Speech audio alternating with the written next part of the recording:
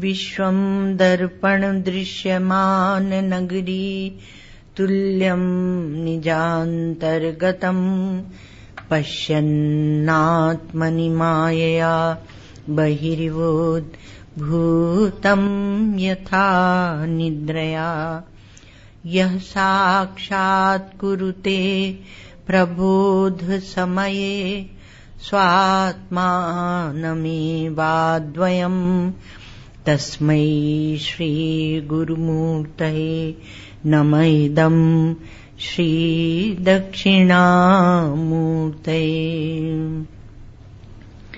ब्रह्मानन्दाब्धिलीला ललितलहरिका व्यञ्जिता संख्यबिन्दु ब्रह्माण्डव्रातरोमा विधुत विधिविधु त्रयक्ष विस्तार सीमा संविद भूमांशुमालोज्ज्वल विमल रुचि ध्वस्त माया विलासः श्री पूर्णानंद तीर्थो मम मनसि मनाग आत्मभावं बिभर्तु।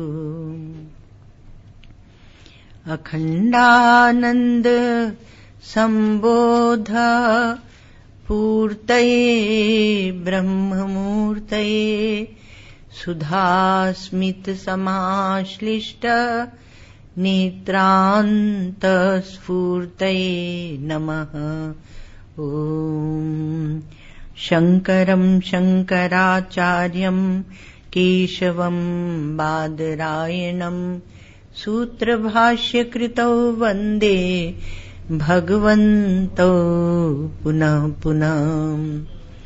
ईश्वरो गुरुरात्मेति मूर्तिभेद विभागिने व्योमवद्व्याप्तदेहाय दक्षिणामूर्तये नमः। अशुभानि निराचष्टे तनोति शुभसन्ततिम् स्मृतिमात्रेण यत्पुंसाम् ब्रह्म तन्मङ्गलम् परम्।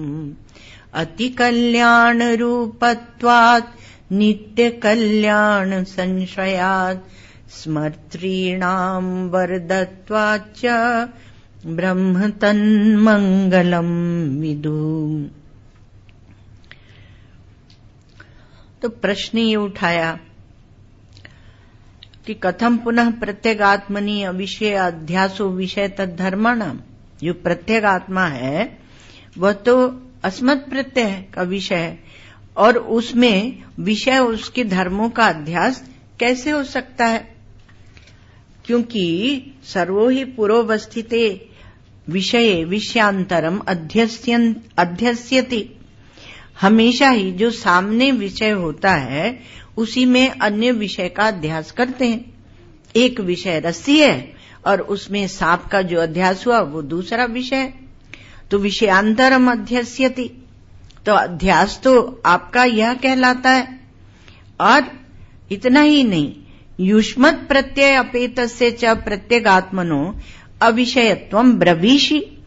और जो ये युष्मत् प्रत्यय है उसका अविषय जो प्रत्यगात्मा है, अर्थात जिसको तुम कह के वह कह के संबोधित नहीं किया जाता है, वह प्रत्यगात्मा, उसमें वह अविषय है। ये तो आप स्वयं ही कह रहे हैं कि वह अविषय है, न जो निरूपण उसमें आपने स्वयं ने कहा। तो इसलिए ये अध्यास कैसे हो सकता है? तो उच्यते, समाधान किया, न तावदयम एकांतेन अविषय।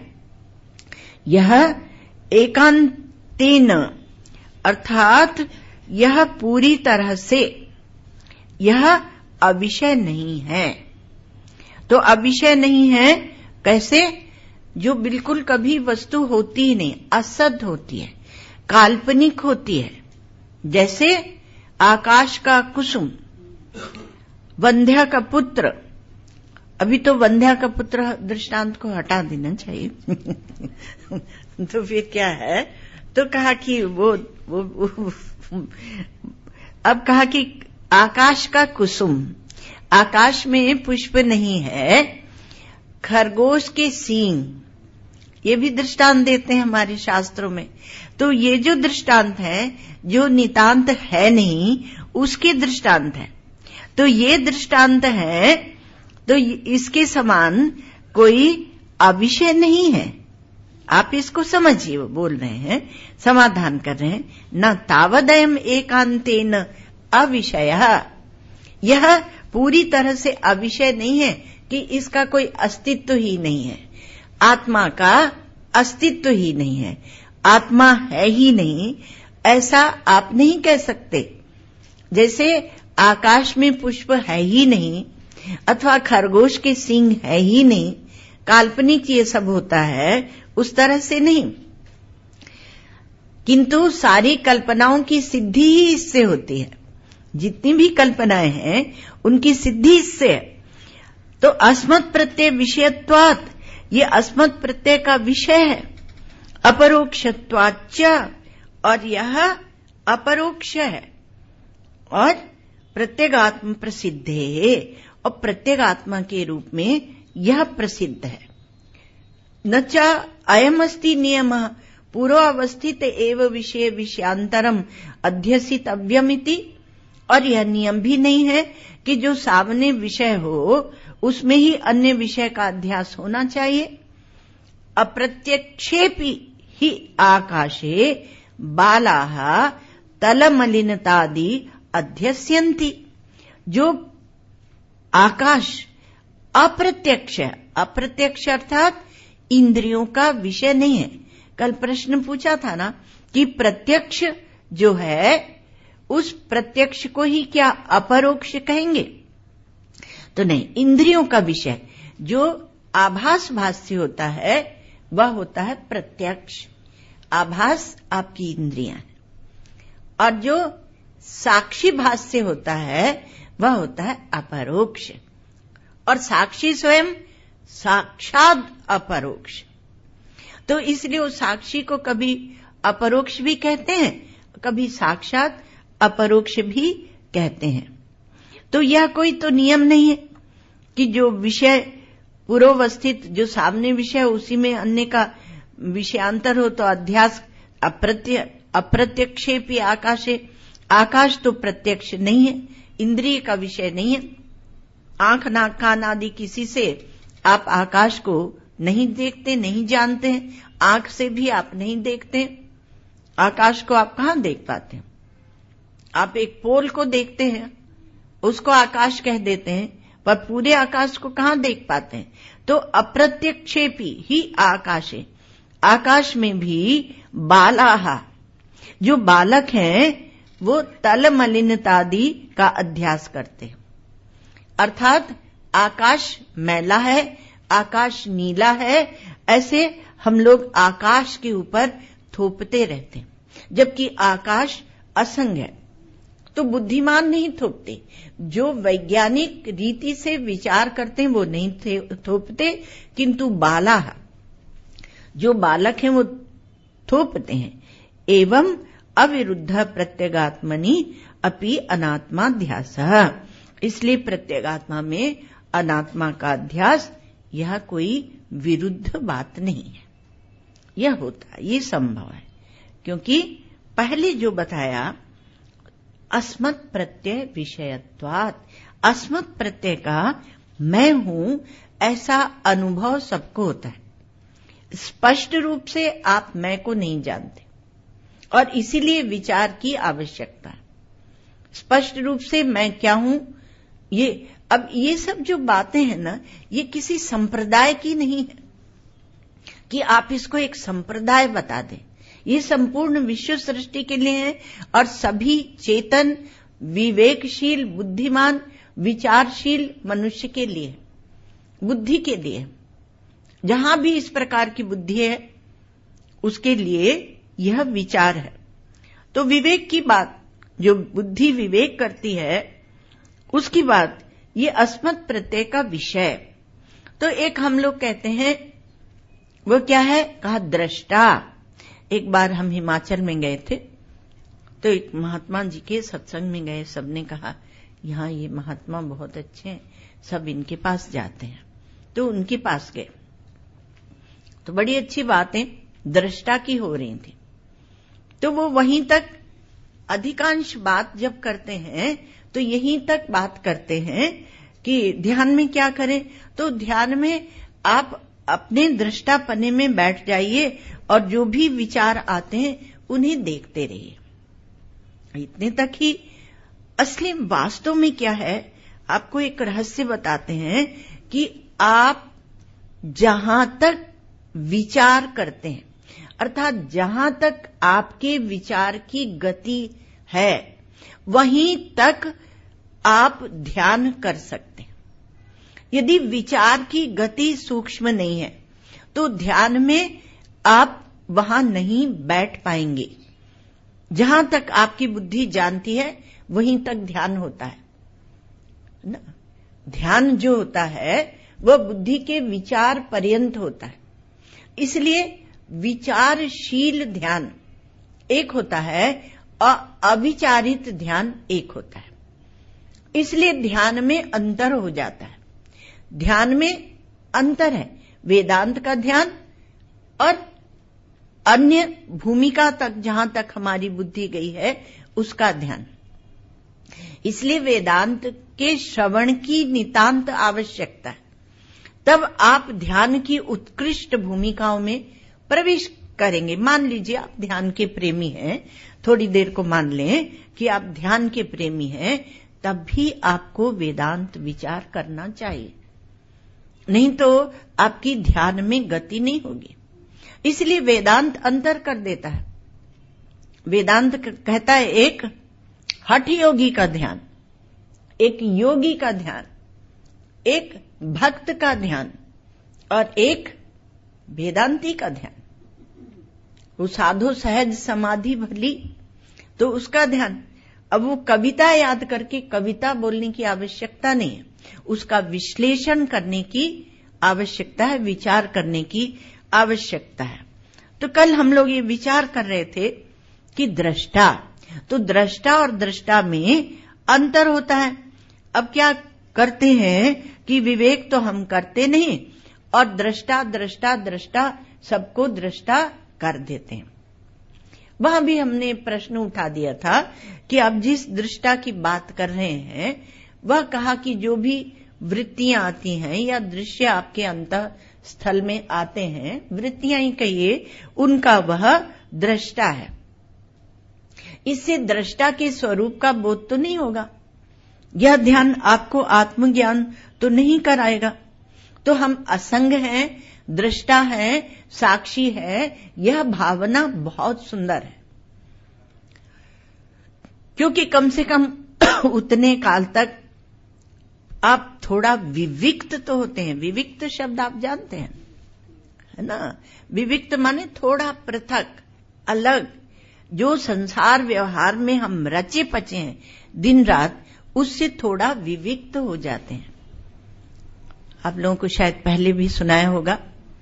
एक बार श्री महाराज जी ने महर्षि महेश योगी जी से पूछा कि ये तुम जाकर वो भी स्वामी ब्रह्मानंद जी के शिष्य थे और महाराज जी के भी दीक्षा गुरु, सन्यास के गुरु स्वामी ब्रह्मानंद जी थे, जोशी मठ के शंकराचार्य। तो इसलिए प्रेम था, मित्रता थी। तो महाराज जी ने पूछा, और वो बहुत प्रेम रखते थे स्वामी ब्रह्मानंद जी महाराज, जो जगत गुरु शंकराचार्य थे। उनके बाद वो उनकी श्रद्धा महाराज जी में थी। तो जब भी भारत आते थे महाराज जी के पास जाके बैठते थे अकेले। तो महाराज जी ने उनसे पूछा कि ये बताओ कि तुम ये भावातीत ध्यान कराते हो, ट्रांसेंडेंटल मेडिटेशन वो है क्या? वो जो तुम ध्यान ट्रांसेंडेंटल मेडिटेशन कराते हो क्या है? तो महाराज उन्होंने कहा कि अरे महाराज जी, वहां विदेशों में वो कोई समझते तो है नहीं, विचार की शक्ति है नहीं, क्योंकि संस्कार नहीं है, व्रत उपवास नहीं है, भोग की भूमि है। अब अपने जो हम लोग नियम करते हैं, व्रत करते हैं, उसका आप गौरव अनुभव करें, क्योंकि वहीं से हमारी चिंतन की परंपरा आगे बढ़ती है। कुछ भी बोल देने से नहीं हो जाता है। कैसे ये सीढ़ियां बनाई हमारे समाज में, कैसे विचार दिया ऋषि मुनियों ने, उन ऋषि मुनियों के परिश्रम को हम आज पश्चिमी संस्कारों से प्रभावित होकर अपनी भोग वृत्ति को, अपनी उच्छृंखलता को सिद्ध करने के लिए सहसा काट दें, यह उचित नहीं है। अभी आप सुन रहे थे कि तीर्थों में जाते हैं, तीर्थों की महत्ता सुनिए, वहां के स्थानों के दर्शन कीजिए, नहीं तो तीर्थापराध लगेगा। हमारे सब चेतन है, हमारे तीर्थ भी चेतन है, तो कहा कि वो तीर्थ का अपराध लगेगा। तो अब तो संवाद की बात हो रही थी, तो बीच बीच में आपको थोड़ा धर्म पक्ष में, साधना पक्ष में ले जाते हैं। तो कहा कि क्या है? तो उन्होंने कहा महाराज जी, उनको कोई परमात्मा तो चाहिए नहीं, तो उनको एक वातावरण बना के और थोड़ी देर उनके मन को शांत कर देते हैं। तो उसी में वो बेचारे भोले भाले लोग जो प्रतिभा संपन्न नहीं है, तो इसलिए वो कहने लगते हैं वाह वाह वाह वाह, तो वही करते हैं और कुछ नहीं है, खाली वातावरण बना के थोड़ी देर को शांत कर देते हैं। ये ध्यान वाली जो कक्षाएं हैं, उनका रहस्य भी जान लो। हमारे श्री उड़िया बाबा जी महाराज कहते थे, अब पहले के महात्मा स्पष्टवादी, दो टूक एक वाक्य में, तो वो कहते थे कि योग की और भोग की कोई कक्षाएं नहीं होती। जब एक बालक अपनी युवावस्था में आता है तो वह भोग सीख जाता है। आजकल तमाम दिखा दिखा के बुद्धि ही खराब की जाती है। और जब उसी प्रकार से एक मनुष्य जब सत्संग करता है, विचार करता है, परिपक्व होता है, तो वो ध्यान करेगा ही करेगा। उसको जितनी जितनी समझ आएगी उतना वह ध्यान में, एकांत में बैठेगा, क्योंकि विचार करना है बुद्धि से, और जो विचार किया वहां तक का ध्यान भी करना है। ध्यान अर्थात उसमें स्थिर होना, बैठना, स्थिति बनाना, तो वह ध्यान भी करेगा। इसलिए अभी कितने ही लोग कह रहे हैं कि आप वेदांत सुनाते रहते हो, थोड़ी ध्यान की कक्षाएं शुरू करो। यहां तक कि जो महाराज जी का सत्संग सुने हुए हैं, आजकल की भाषा में हमारे गुरु भ्राता, वो लोग तक बोलते हैं ध्यान करवाया करो, तुम ध्यान करवाओ माते, फिर देखो कितनी भीड़ जुटती है। बोलते ध्यान तो करवाओ माते। तो ऐसे हमने कहा आप लोग करवाइए, फिर उसके बाद में वहां से ध्यान करके बाद में हमारे पास भेज देना। कुछ 2-4 साधकों को बहुत है। तो वो ऐसा है कि दृष्टा कौन है? दृष्टा जो हम कहते हैं, तो दृष्टा कौन है? तो ये दृष्टा का हम असंग हैं और हम देख रहे हैं, और वृत्ति चाहे कोई भी आए हमें मतलब नहीं है। ये वृत्ति की निरपेक्षता। तो जीवन में स्वतंत्रता का, इससे जीवन में स्वतंत्रता आ गई। ये अभ्यास की महिमा है। अभ्यास की महिमा को नहीं घटा रहे। अब जितना जितना असंग होकर देखेंगे वृत्तियों को, आपको असंगता का अनुभव होगा, और वह असंगता आपको एक प्रकार का सुख भी देगा। वह भूमिका है। लेकिन यहां हम लोग विश्लेषण कर रहे हैं योगियों का ध्यान और वेदांतियों का ध्यान। और यह इसमें ये नहीं कि सामान्य लोगों से आप जाके पूछें और कहें कि बहुमत इस तरफ है इसलिए ये ऐसा ही होगा। बहुमत नहीं चाहिए। जो हमारे जीवन मुक्त सिद्ध महात्मा बोल गए वही हमारे लिए बहुमत है। जो हमारे शास्त्रों ने प्रतिपादन किया वह बहुमत है। जो विचार सिद्ध है वह बहुमत है, क्योंकि वो वस्तु सूक्ष्म है। तो दृष्टा दृश्य का जब विवेक करते हैं तो दृष्टा दृश्य का जो दृष्टा है उसको अभेद का ज्ञान है या नहीं। सांख्य दर्शन, योग दर्शन वो तो स्वयं ही अभेद को नकार देते हैं। अभेद अर्थात एक ही दृष्टा, एक ही दृष्टा हो, दृष्टा की टुकड़े टुकड़े नहीं। जैसे आप आकाश में भी टुकड़े नहीं कर सकते। आपको एक भ्रम है कि यहां पर जो आकाश है वो बाहर के आकाश से भिन्न है। हमने उससे टुकड़े करके और इस आकाश को अपना मैं बना लिया। ये भ्रम है और वेदांत उस भ्रम को काटता है। इसलिए अभेद अर्थात ब्रह्मता, उस दृष्टा को अपनी ब्रह्मता का, अपनी अभेद का ज्ञान है नहीं, है या नहीं, तो योग दर्शन तो उसको स्वीकार करता नहीं।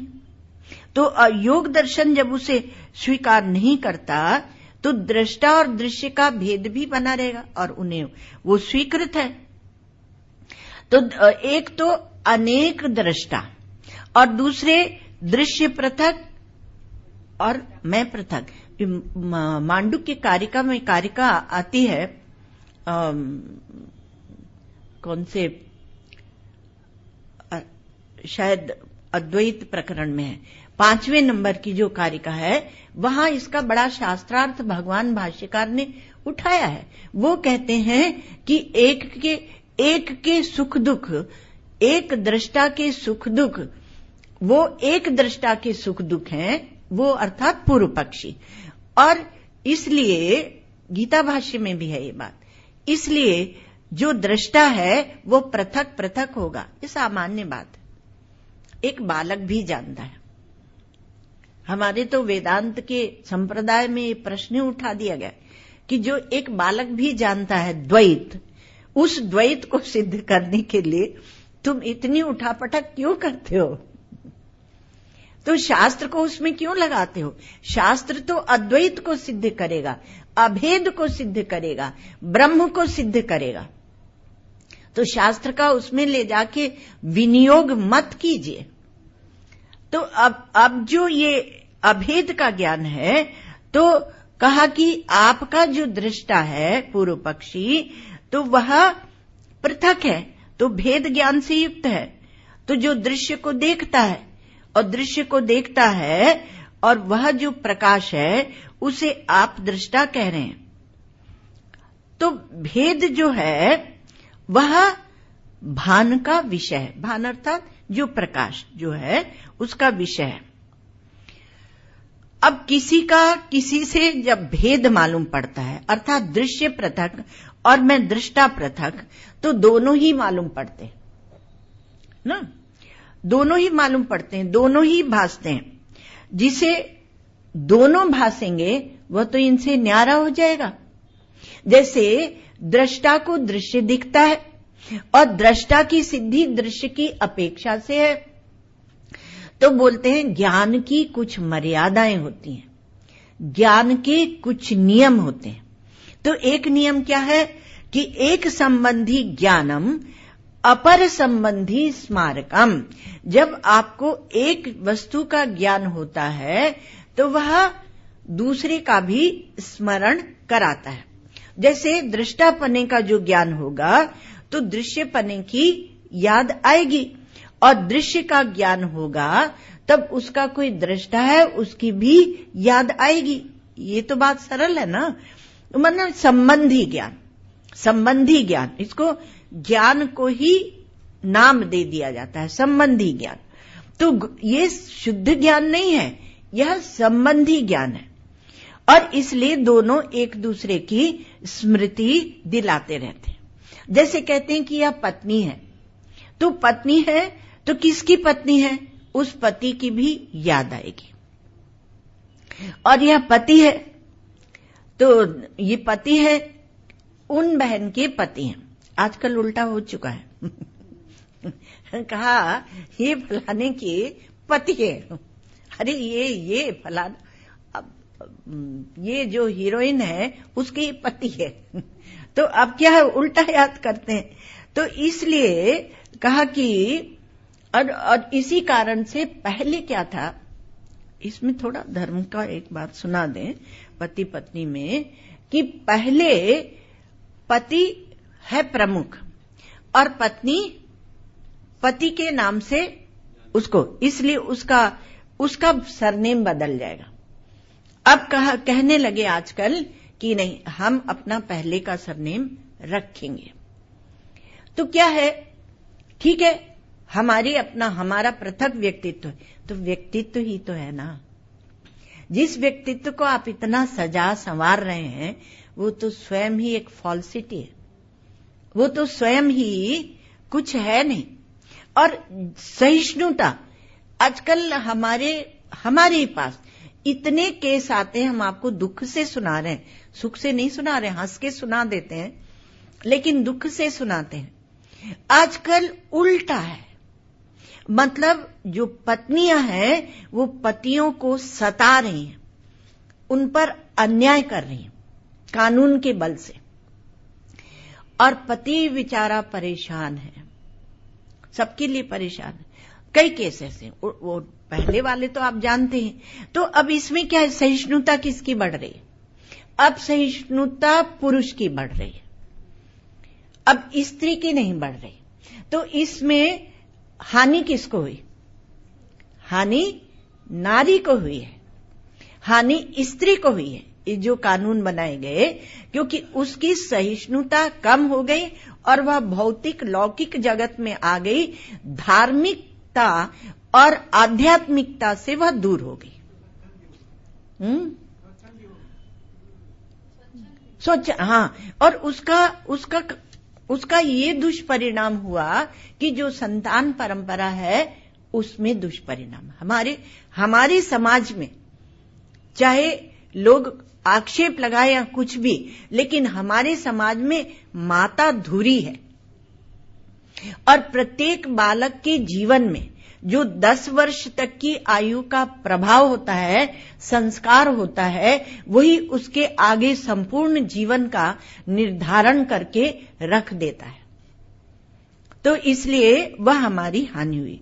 तो कहा कि एक संबंधी ज्ञानम अपर संबंधी स्मारकम, एक साथ में हम याद करते हैं, इसको बोलते हैं संबंधी ज्ञान।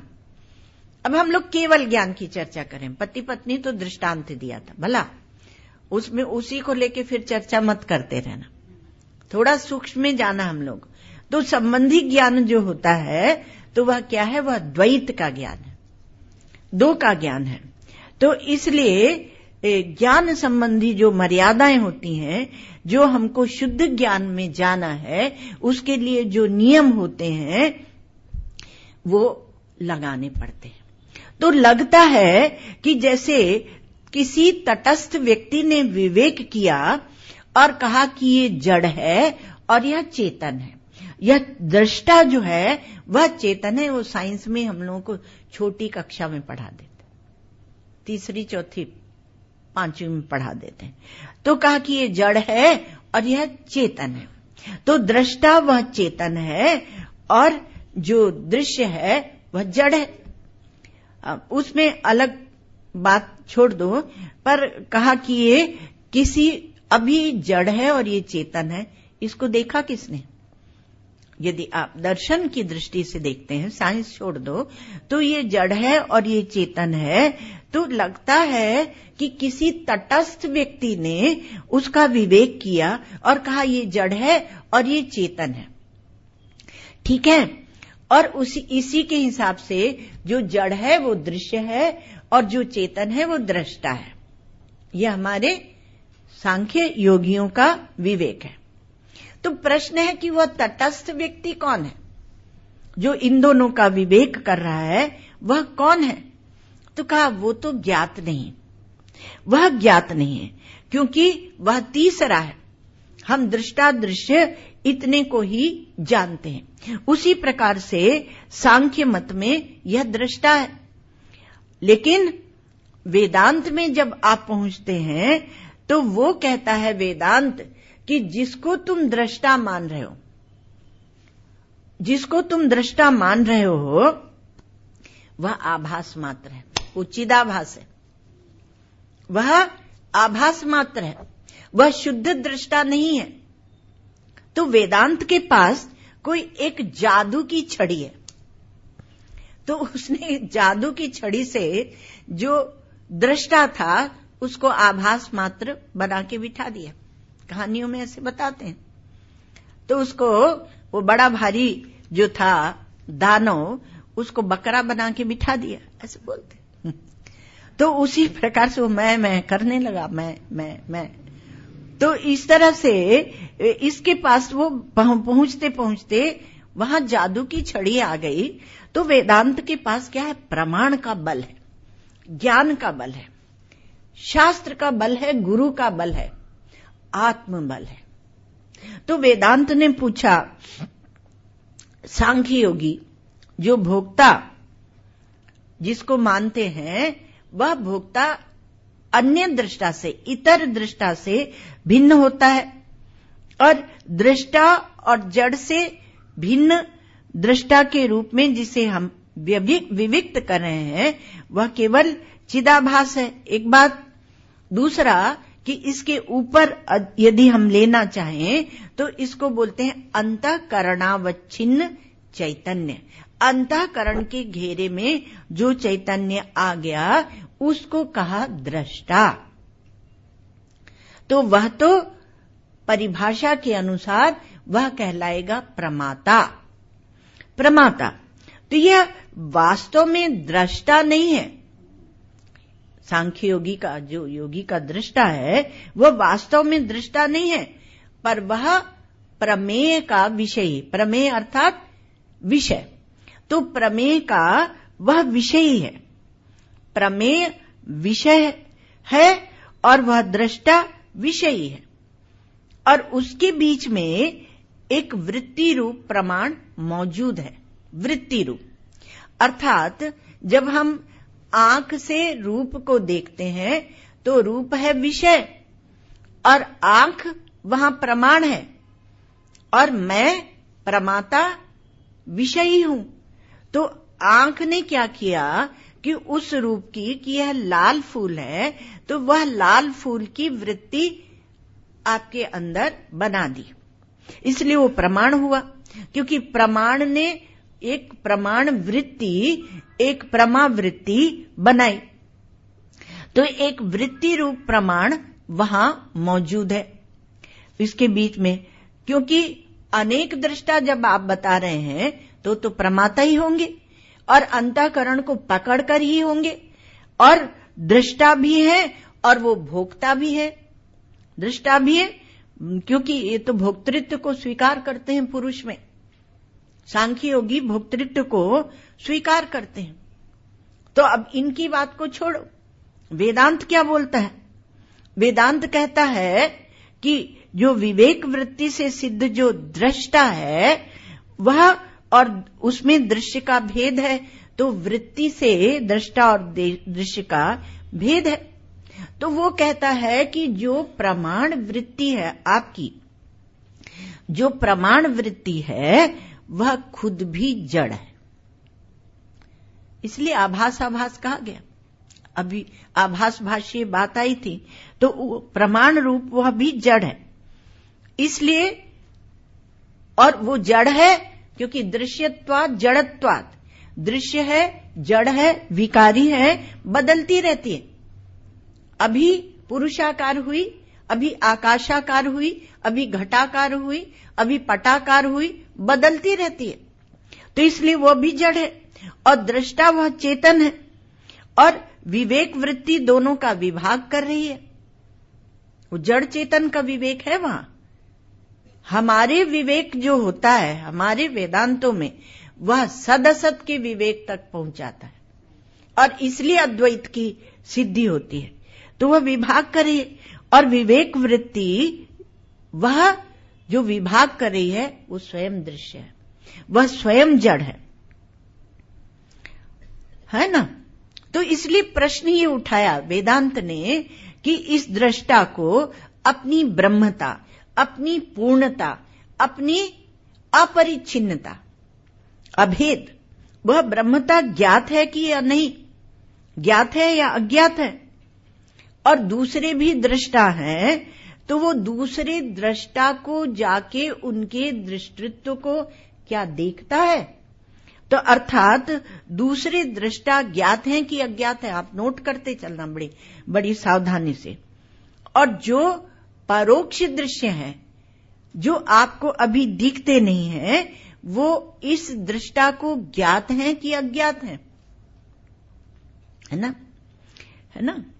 और कहा आंख बंद कर लेते हैं, दृश्य ज्ञात है कि आंख बंद करके, और हम एक निस्तब्धता में, एक निशब्दता में चले जाते हैं, है ना। तो ये इसमें जो आप चले जाते हैं, लेकिन आपके दृष्टा के लिए उसमें विवेक है कि नहीं, और उसके लिए परोक्ष दृश्य है कि नहीं। आपकी निस्तब्धता, आपकी निशब्दता, क्या दूसरे सब दृष्टाओं की निशब्दता? आप कहेंगे नहीं, वो तो हमने बनाई है, अभ्यास से हमने बनाई है, इसलिए वो हमारी है, घोटाला नहीं। अभी किसी ने प्रश्न उठाया सत्संग में कि वो तो बौद्ध तो शून्य को मानते हैं, तो कवियों ने उत्तर दिया कि ब्रह्म और शून्य और फलाना परमात्मा और ठिकाना और दृष्टा न सब एक। कैसे एक है उसको सिद्ध करो, प्रमाण पूर्वक सिद्ध करो। तो इसलिए आपके दृष्टा के लिए परोक्ष दृश्य है कि नहीं, और परोक्ष भोक्ता है कि नहीं।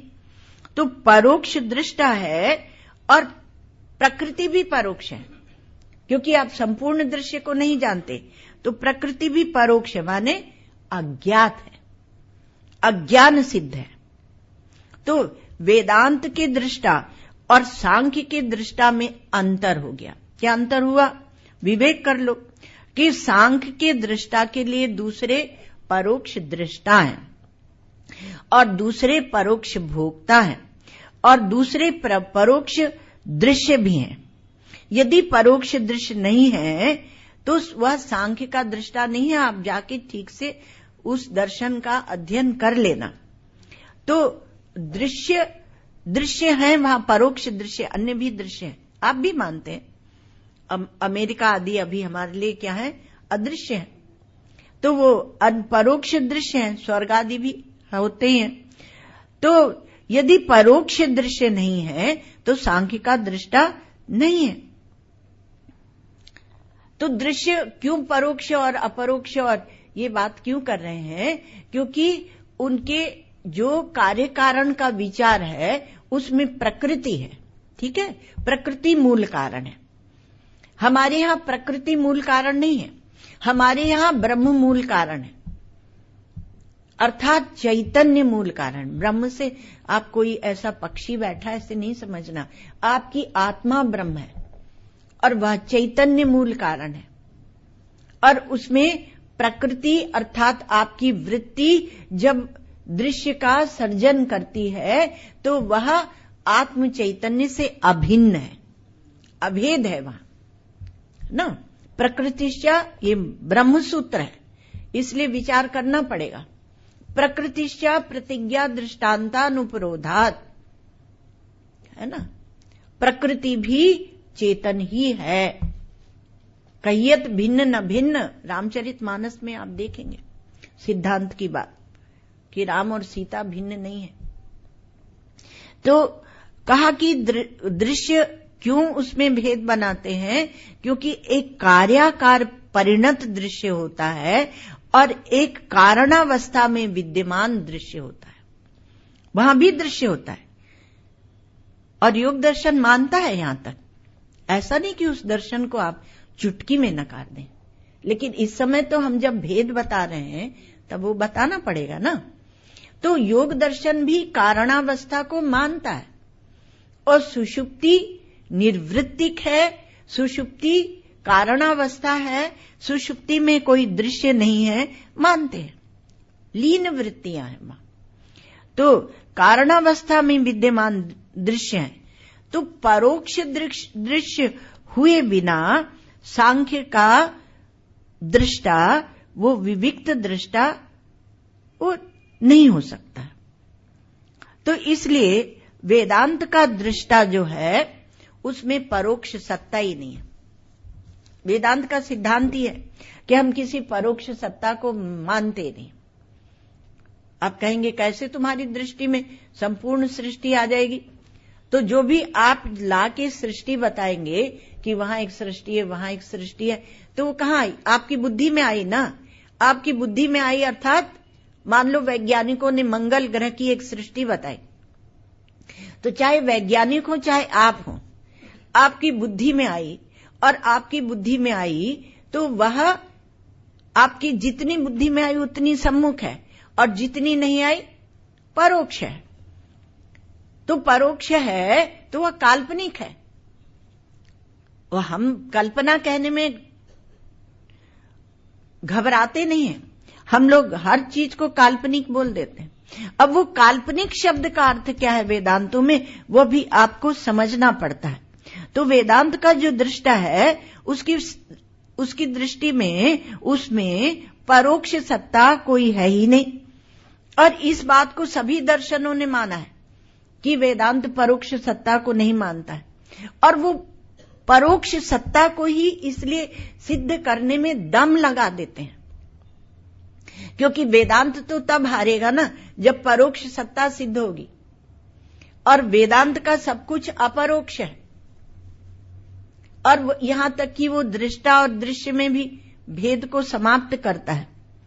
तो इसलिए दृश्य वहां परोक्ष नहीं है।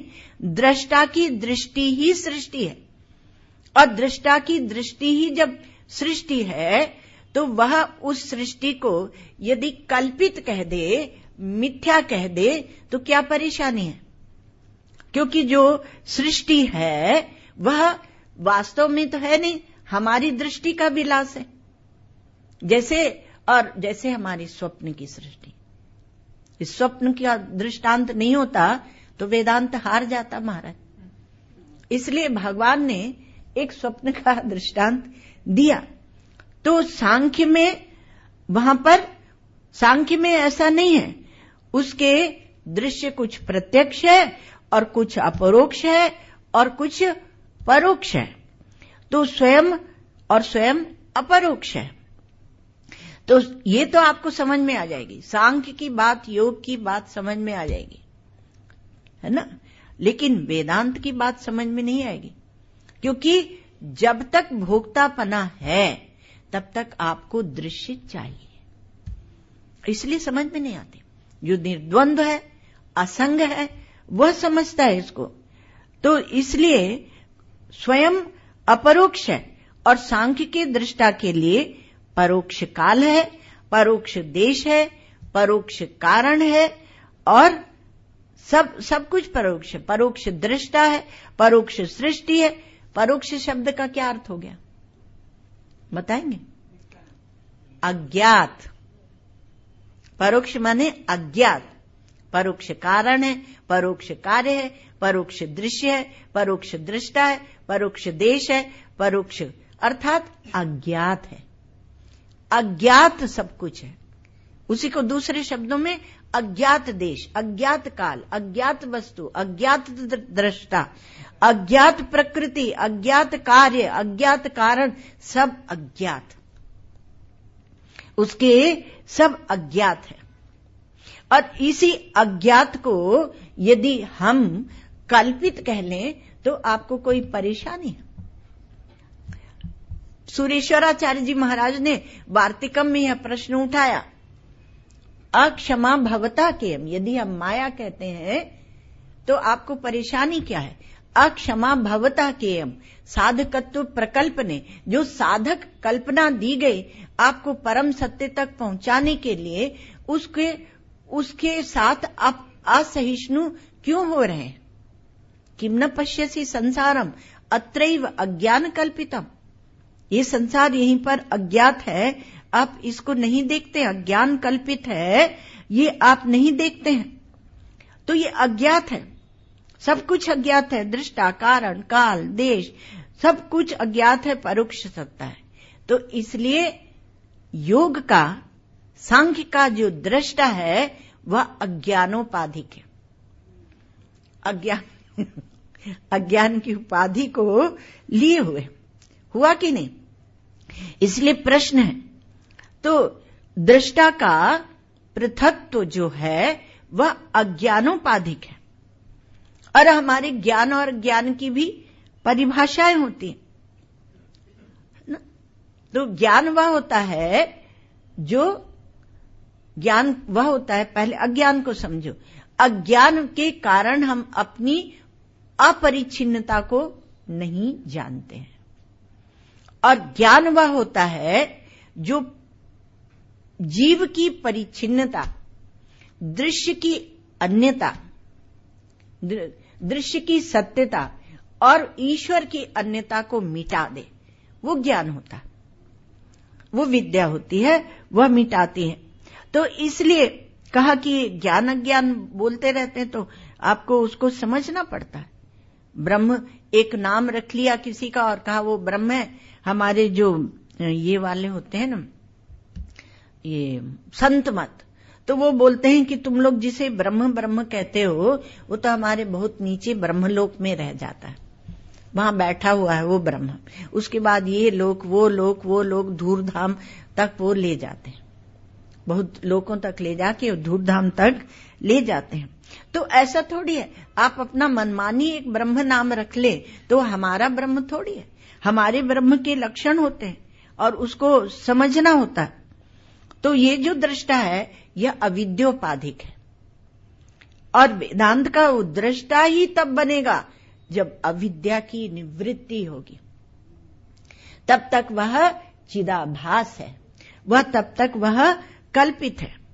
इसलिए दृष्टा विवेक में बुद्धिमत्ता से काम लेना चाहिए, बड़ी सावधानी पूर्वक सावधान रहना। चिल्लाने से नहीं होगा कि वो भी तो दृष्टा है, वो भी तो दृष्टा है, वो भी तो दृष्टा है, वो शून्य वो भी तो दृष्टा है। अरे शून्य कैसे दृष्टा होगा? जब वो सच्चिदानंद है ही नहीं तो कैसे दृष्टा होगा? तब आपका नहीं, अंत में जाके क्या रहता है? कहा शून्य, शून्य से सृष्टि हुई। तो शून्य को किसने देखा? शून्य को किसी ने देखा? जिसने देखा वो चित ज्ञान स्वरूप है। तो ये है, तो इसलिए कहा चिल्लाना नहीं। तो ये जो विवेक है यहां, जो हम लोग दृष्टा का विवेक करते हैं, ये डूब कर करना होता। इसी को जब बोल देते हैं डूब कर, तो बोलते हैं अब शब्द बंद करो, अब डूबो। कवि लोग बोलते हैं अब शब्द बंद करो, अब डूबो। तो क्या है, तो जिन खोजा तिन पाया, जिन्होंने खोजा उन्होंने डूब कर खोज की, अर्थात अपने ही अंदर चेतन में उसका विवेक किया और तब उस अद्वितीय अपरिच्छिन्न ब्रह्म को जाना। इसलिए वेदांत ने कहा कि पहले आपको अज्ञातत्व की पीड़ा है या नहीं, और ये अज्ञातत्व की पीड़ा तब उठेगी जब आप योग के दृष्टा तक पहुंचेंगे। इसलिए समाधि संपन्न जिज्ञासु है हमारा जो जिज्ञासु है वह समाधि संपन्न है। उसने समाधि पर्यंत का अभ्यास किया है, तब वेदांत है ना। ये व्यक्तित्व पर, बुद्धि पर और संस्कारों पर, वासनाओं पर जो को लेकर उन पर चढ़ा हुआ जो मुलम्मा है, उस अभिमान को लेकर आप जो बोलते हैं वह यहां काम नहीं देता। वेदांत तो यह कहता है कि जब हम मुक्त होते हैं तो पूरी सृष्टि मुक्त हो जाती है। इसलिए तत्वज्ञानी को आवश्यकता नहीं कि वो जा जाके कहे कि तुम अज्ञानी हो और फिर ज्ञान दे, उसे आवश्यकता नहीं, क्योंकि उसकी दृष्टि में ज्ञानातिरिक्त और कुछ है ही नहीं, केवल मात्र ज्ञान ही ज्ञान है। तो इसलिए पर वो ये कह रहा है कि जब आपको साफ साफ दिख रहा है कि अध्यास है, यहां ये भ्रांति है, मिलावट है है ना, अंधकार के कारण। यदि आपको बिल्कुल अंधकार के कारण नहीं दिखता है तो बहुत अच्छी बात है, आप खुश रहिए। आपको रज्जू ही नहीं दिखती तो सर्प का भ्रम होगा कहां से, है ना। और यदि आपको आत्मा साफ साफ दिखता है तभी भी कोई बात नहीं है, कोई बात की जरूरत नहीं है। लेकिन यदि संदेह है बीच में, आत्मा है या नहीं, ये जगत है या नहीं, ये संदेह है, तो आत्मा वह युष्मत प्रत्यय का विषय नहीं है। ये बात कही जा रही है कि आत्मा वो युष्मत प्रत्यय का विषय नहीं है। तो जितना जितना युष्मत प्रत्यय उसको हटाएंगे हम, और उसमें आप कहां तक हटाएंगे, कहा तुम्हारा जो दृष्टापना तुम लेकर आए हो ना, उसको भी हम गोली मारेंगे, ऐसे बोल देते। हम कहा कि ये वेदांती पता नहीं अपने को क्या समझते। तो सांख्य के दृष्टा के सामने प्रकृति नृत्य करती है, ये सांख्य दर्शन में आप पढ़ लेना। वो उससे पृथक है, द्वैत है, वहां पर पृथक है, और लुभाने के लिए वह नृत्य करती है और वह उसका भोक्ता बनता है। पुरुष जो है वह भोक्ता बनता है किंतु कर्ता नहीं बनता, उनके ही ऐसा है। और वो प्रकृति कभी सो जाती है और कभी आंख मटकाने लगती है और पुरुष को भोग देना चाहती है, और इसलिए उसको देखकर, प्रकृति माने संपूर्ण जगत व्यवहार, उसको देखकर ये पुरुष रीझता है। सांख्य सिद्धांत से आप ये सब मालूम करें, और योग के सिद्धांत में दृष्टा के सामने समाधि आती है और फिर कभी समाधि चली जाती है और वृत्तियां आ जाती हैं, वृत्ति का उत्थान हो जाता है तो वृत्तियां आ जाती हैं। वृत्ति सारूप्यम इतरत्र, समाधि में रहता है बेचारा और फिर वृत्तियां आ जाती हैं। तो लगभग सांख्य और योग एक ही हैं, तो वो हो जाता है।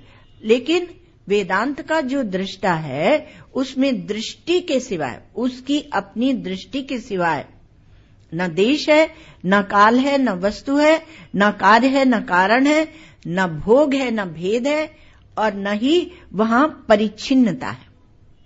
इसलिए दृष्टि से दृष्टा भिन्न नहीं है। संपूर्ण दृश्य प्रपंच, संपूर्ण सृष्टि आत्म स्वरूप हो जाती है। यह हमारे वेदांतों का पर्यवसाय है। आत्मोपम्येन सर्वत्र समम पश्यति योर्जुन, सुखम वा यदि वा दुखम स योगी परमो मतः। अपनी आत्मा के रूप में ही देखता है, तो उससे भिन्न कुछ नहीं है। तब क्या है, कहा ये दृष्टा ब्रह्म है, यह अधिष्ठान है और यह प्रकाशक है, और दोनों का ऐक्य है। सांख्य में दृष्टा ब्रह्म नहीं है, सांख्य में नहीं है, वह परिच्छिन्न है। तो अब किसकी बड़ी हुई स्वतंत्रता, स्वातंत्र जो मिला, तो वह भेद। भेद क्या है कि हम जब भेद बनाते हैं तो क्यों बनाते हैं, कहा भोग के लिए। जब हम भोक्ता बनेंगे तो भोग के लिए भेद बनाना पड़ेगा, तब दूसरा होगा, तब भोगोगे ना उसको। और जब आप ही आप हैं तो किसको भोगोगे, केवल आप हैं, किसको भोगेंगे। तो भोग है तो भेद है, और निर्भोग जो आनंद है उसकी जो स्वीकृति है कि एक निर्भोग आनंद होता है जिसमें द्वैत नहीं होता है, जिसमें हमें दृश्य की अपेक्षा नहीं है, तब उसको ही बोलते हैं वैराग्य। और इसलिए वेदांत कहता है कि हमारी बात समझना है तो साधन चतुष्टय संपन्न मुमुक्षु चाहिए, वैराग्य चाहिए। तो वैराग्य उसको कहते हैं जो निर्भोग आनंद को चाहता है, भोक्ता भोग्य भाव से युक्त आनंद को नहीं चाहता है। जब तक वृत्ति अपने से अभिन्न नहीं हो जाती, वृत्ति रहेगी तो आप वृत्ति के भोक्ता बनेंगे। जब तक अभिन्न नहीं हो जाती और विषय अभिन्न नहीं है, तब तक आत्मबल का उदय नहीं होता, और आत्मबल का उदय ही नहीं होता। और आत्मबल जो है वही ज्ञान बल है। नायम आत्मा बलहीनेन लभ्यः। आप खूब पढ़ते हैं, स्वामी विवेकानंद ने कहा, किंतु नायम आत्मा बलहीनेन लभ्या, ये ज्ञान बल है और यह आपको जबरदस्त उच्छृंखल कह लो, उच्छृंखल स्वातंत्र देता है। कैसा उच्छृंखल माने सब श्रृंखलाओं को तोड़ के जो ऊपर जाता है उसको उच्छृंखल। यहां अधर्म नहीं है, यहां उच्छृंखल शब्द का अर्थ वो नहीं है। यहां उच्छृंखल स्वातंत्र का अर्थ है, महाराज जी का शब्द है। वो तो एक शब्द उनके ऐसे गिने चुने होते थे।